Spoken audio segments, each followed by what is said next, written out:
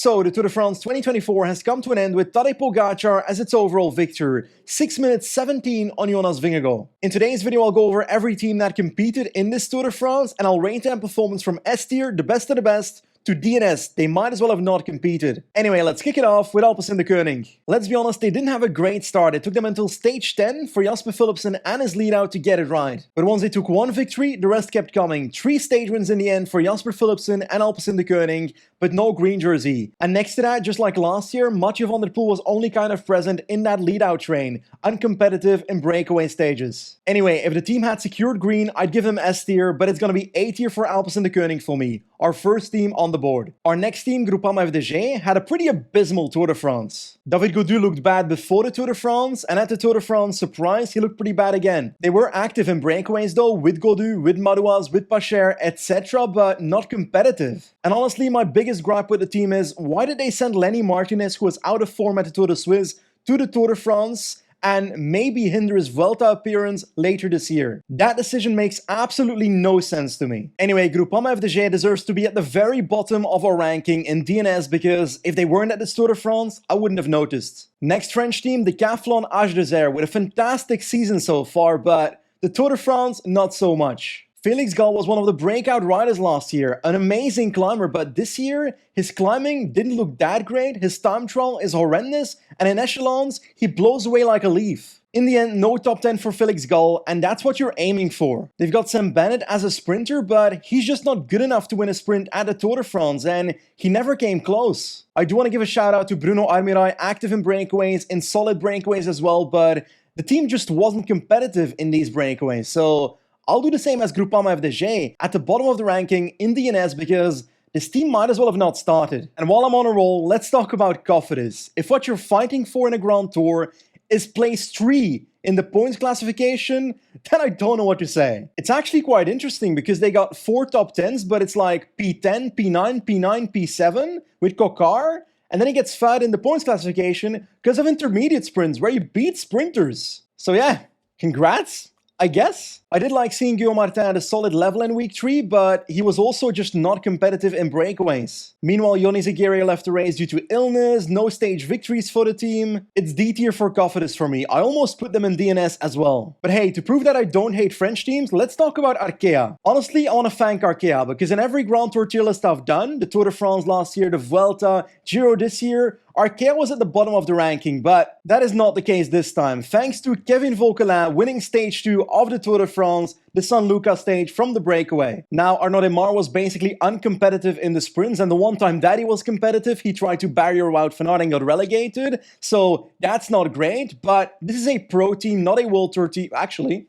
Arkea is a World Tour team, damn it. But to be honest, with the Vauquelin stage win, that makes me happy enough, so A tier for Arkea. Next up, TotalEnergies. To be honest, when I saw the start list of this team before the Tour de France, I expected them to do nothing, and I was wrong. They get a stage victory with Anthony Turgis on the gravel stage. Massive. They nearly won a second stage with Matteo Verchet on stage 18 in Barcelonette. And I need to talk about Stef Kras. Basque Country crash, 8 fractures in his vertebrae, broken rib, pneumothorax, massive injuries, comes back, Tour de France, top 20 in GC. That's amazing. If Matteo Verchet got that stage 18, I would have given them S tier, but it's gonna be A tier for TotalEnergies, a wonderful Tour de France from that team. Anyway, French teams behind us, let's go to Jayco Alula. Simon Yates, their GC rider, dropped out of GC very early, tried to go for stage wins in week 3, didn't really achieve that. Meanwhile, Dylan Groenewegen wasn't exactly the most consistent in sprints. But most importantly, he won stage 6. So yeah, not great, not terrible, B tier for Jayco Alula. Why not sprinkle in the GC team right now? Soudal Quickstep, let's talk about them. Remco Evenepoel had ups and downs when it comes to his journey as a GC rider. His first Giro after his Lombardia crash, not great preparation, kind of fell through massively in week 3. Then he went on to win the Vuelta in 2022.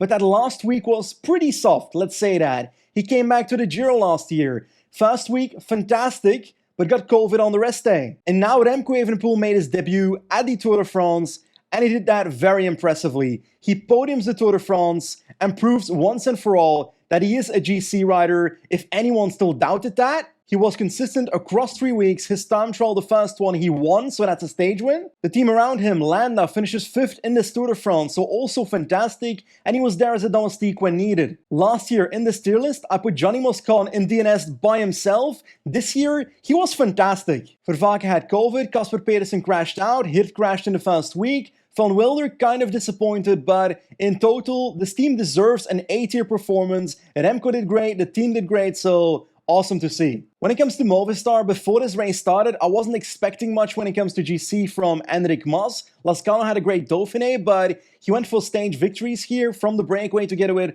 Aramburu, Romo. Yes, they were in breakaways. Yes, Lascano was strong in breakaways, but it got no result. And to be honest, I found out Davide Formolo rode this race about 10 minutes ago, so that wasn't great. Anyway, for me, it's a D-tier performance for Movistar. Next up, Israel, with Derek G as a star of the team, and he delivers in that. At the Dauphiné, we saw GC qualities, and that brought forward a top 10 at the Tour de France, finishing 9th. Next to that, Derek G podiumed the gravel stage. Ackerman was relatively consistent in sprints, so that's good to see. Fuglsang actually climbed well in week 3, so nice to see him back. In the end, solid but not too crazy, a B-tier performance for Israel Premier Tech. Now, EF started this Tour de France with a breakaway roster plus Carapaz, and they started off by missing out on 2 breakaway stages, stage 1 and 2, but Carapaz was one of the best riders on the San Luca stage, so that was a great follow-up, and he then took the yellow jersey during the sprint stage on stage 3, losing it through a capitulation on the Galibier stage afterwards. So one day in the Maillot Jaune checked off. Could they get a breakaway victory though? Ben Healy tried a lot,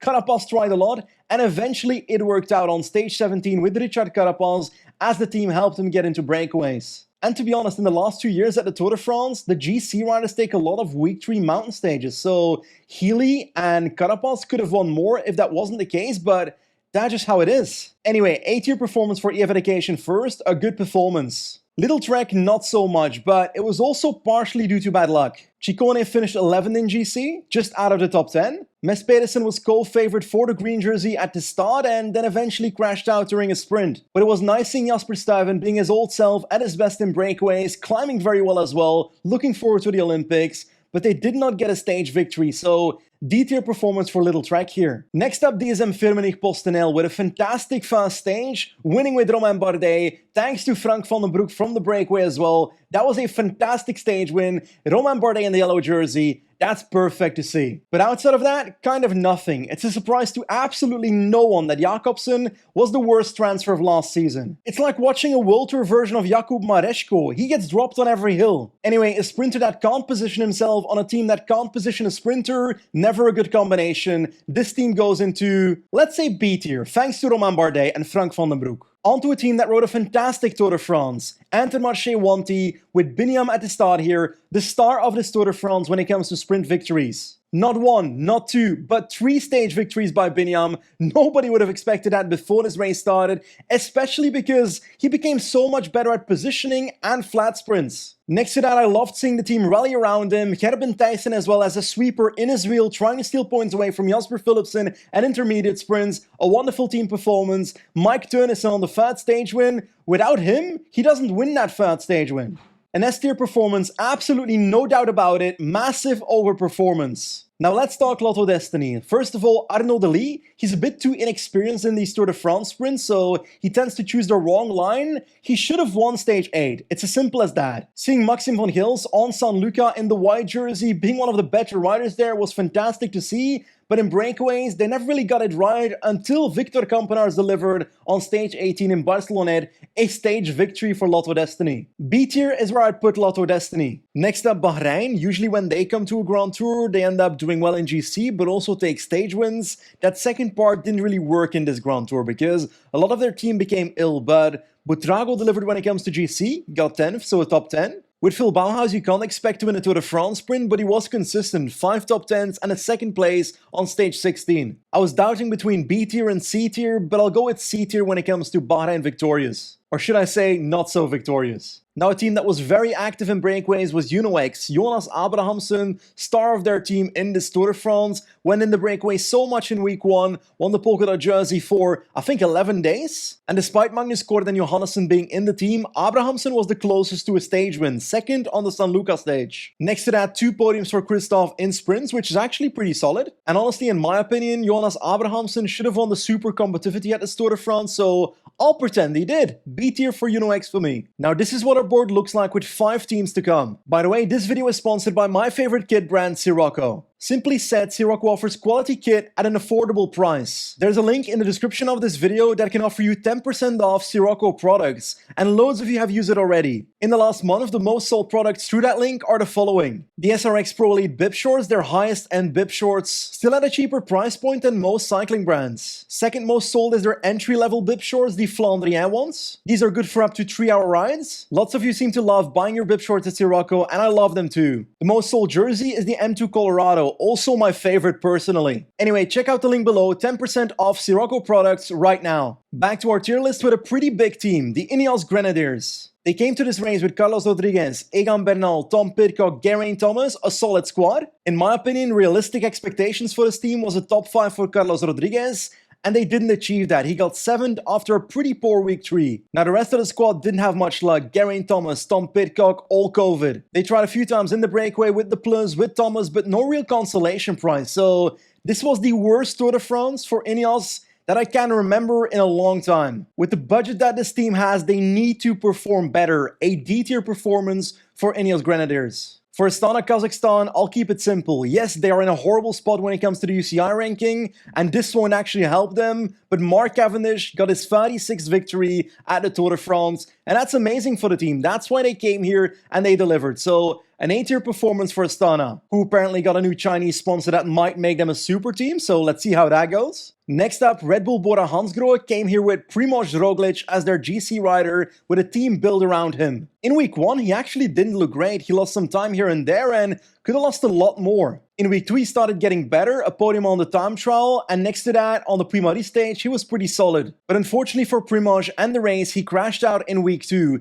In a sprint stage, in the last 20 kilometers, his team didn't keep him in a safe position. He was on row 8 to 10 on the outside of a bend. Sorry, but you're kind of doing it to yourself at that point. And it's sad to say, but if you crash that much during your career, it's not just bad luck. But personally, I do hope that next year he comes back to the Tour de France and hopefully doesn't crash out and can fight for his chances. But about his team, Vlasov and Hindley kind of underperformed, especially compared to the Dauphiné. Hindley tried in the breakaway in week 3 to avenge the exit of Primož, but it didn't work out. They end up with nothing after this Tour de France, so a D-tier performance for the team, I'm afraid. And that brings us to our final 2 teams in this video, Visma Lease Bike and UAE Team Emirates. Let's get started. Let's get this out of the way. Jonas Vingegaard's journey from Basque Country, crashing out there towards the Tour de France in 5 weeks of preparation to come here and deliver at a level that, let's be honest about it, the watts he pushed at the Tour de France were his best ever. This makes me believe that with proper, complete preparation, he can be even better. Especially because 9 days in ICU, he visibly lost some muscles that impacts you. There is no shame in coming back from that towards the Tour de France and finishing second at the Tour de France, in my opinion. But I'm missing something when it comes to Visma Lease Bike in this Tour de France. Yes, they won a stage with Jonas Vingegaard on the Primož stage, but outside of that, there's kind of nothing. It's understandable that Wout van Aert isn't performing at his best coming back from injury, but for example on stage 13, the post stage, the team was controlling that stage for a sprint with Wout van Aert against Philipsen, Biniam, while a different strategy would have been more likely to have Visma Lease Bike win that stage. Laporte jumped into moves, but wasn't allowed to ride because that move was supposed to be neutralized so Wout van Aert could sprint from the peloton, but Laporte can win from those groups. I believe it's not a hot take to say that Laporte has a better chance of beating Stuyven and Brent van Moer than Wout van Aert has of beating Biniam and Philipsen. Sometimes they're too focused on winning with Wout van Aert that they don't realize it would have been easier to win with someone else. Anyway, it's impossible for me to give Visma Lease Bike A tier or S tier performance. I'm gonna have to give them B tier. It just was not enough for me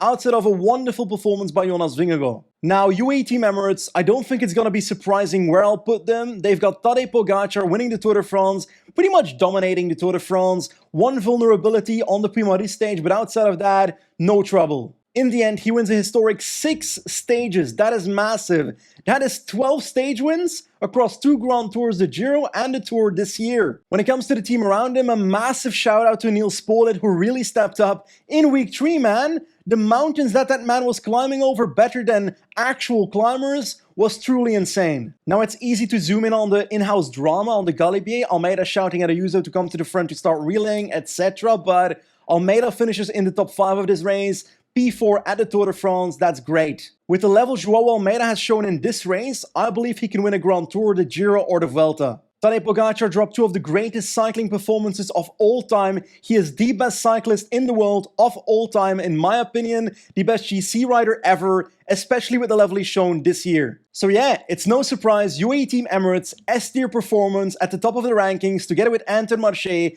This is what the final board looks like. Now my question for you is, what do you think of my tier list? What would you change? Where would you place Visma Lease bike, UAE Team Emirates, Quickstep, all these other teams? I want to see your takes in the comments below. As always, thank you for watching and I'll see you next time. Goodbye.